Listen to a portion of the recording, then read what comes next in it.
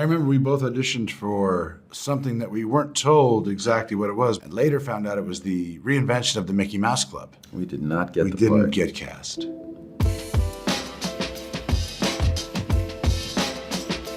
I'm Ben Affleck. I'm Matt Damon. And today we're apparently going to be reminiscing about some of our firsts with Elle. My first impression of Matt was that he was very tall and good looking. My first impression of Ben, let's see. He would have been 8 years old, so he was very blonde. Very, very blonde. Our moms introduced us. My mom was a professor of early childhood education, and his mom was a 5th grade teacher. So We lived 2 blocks apart. We used to we play lived at around same the park, corner. You know, same neighborhood.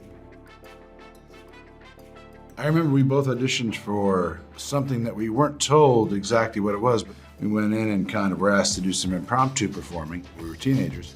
And later found out it was the reinvention of the Mickey Mouse Club. We did not get We the didn't part. get cast.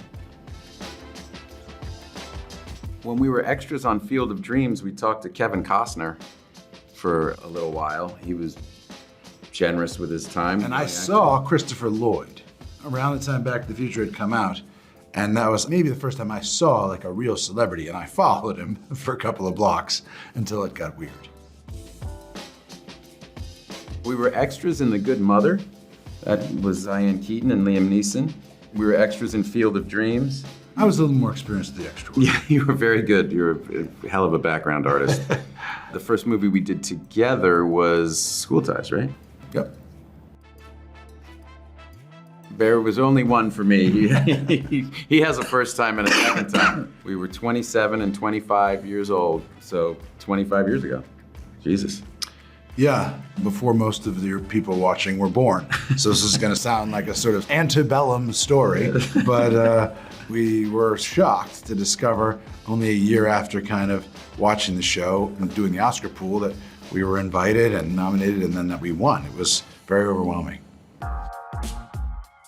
The first scene we shot was Marlon, And then the office, you Phil's made. office, yeah. The scenes where we're arguing about whether or not, you know, the budget should be expanded for the basketball division in Phil Knight's office. I think we had a whole day to shoot the scene with Marlon, and we finished in half a day. So we went back to the office kind of looking for other things to shoot, and we had rehearsed all of the Phil Sonny scenes. So they were in pretty good shape and we were ready to go with them. So we just started knocking them out in order. And we made some people suffer because they Francois, weren't really, planning on- yeah. really like bore the the brunt. the greens weren't outside the window, so it didn't look like Portland. And I was like, well, we'll look the other direction. I kept on trying to come up with ways, or the props weren't, and set dressing wasn't there. But because they're so gifted, they were able to improvise with us, and we just kind of kept going. You met him before I met him a couple of times at some kind of celebrity events and in Las Vegas. Got to spend a little bit of time just, awestruck by the guy like everyone else. I met him at a golf course, and then we saw him once in Las Vegas, and that was a really fun interaction where Ben stood next to him and stood as tall as he could, and he looked at Jordan, who wasn't that much taller than him, and Ben said, "You're not 6'6", because he's famously listed at 6'6", and Jordan goes, "Yes, I am." And Ben goes, "Yeah." He goes, "Maybe 6'4.5". And Jordan, without missing a beat, immediately goes, which made what I did all the more incredible. He had a point. He had a point, yeah. He really wanted George Raveling and Howard White to be in the movie, and he wanted Viola to play his mother, all of which I completely understood and wanted to be respectful of, and the experience was just a gift. I don't know that I would have had the opportunity to ever get a chance to work with Viola Davis were it not for my request being supported by Michael Jordan also asking, which I have a feeling might have meant a little bit more. I had the AJ1s. I had a picture that I found of my brother wearing them in 1985, which was right around shortly after they came out, because actually his first season, he didn't really wear the finished version of the shoe that you know now. I can't say I remember buying them, but I do have proof that they existed in my family. I didn't have them till after college, till I had a little more disposable income. I've been asked that question, and I realize it seems kind of like, oh, you two are friends and you're equals. Now one of them's the boss, but I don't view directing as a boss or authority position at all. Certainly not with actors. With actors, it's really about casting the right ones and then creating an environment for them to be successful. So it was very much like all the other times I spent collaborating and working with Matt, which have been great and joyful and wonderful and so much fun.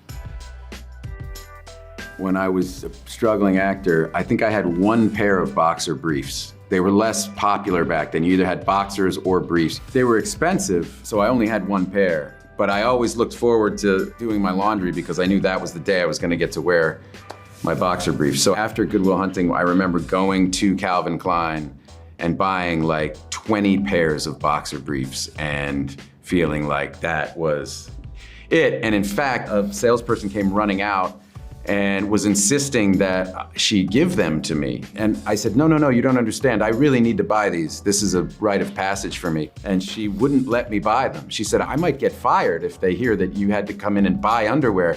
I'm like, this is the weirdest thing. I finally have money and you're not letting me buy anything in your store. You're trying to give it to me. And I think that was probably the moment I realized things were different. I've always had a kind of a nagging insecurity about whether or not I'd kind of made it or what that even meant. But I remember that when I started directing, the first day of directing, I was really, really nervous and really scared because I felt like the stakes were very high for me and not unrealistically. But the morning, 5 in the morning when I was going to the set, I got an email from Matt referencing something from our childhood and kind of wishing me the best.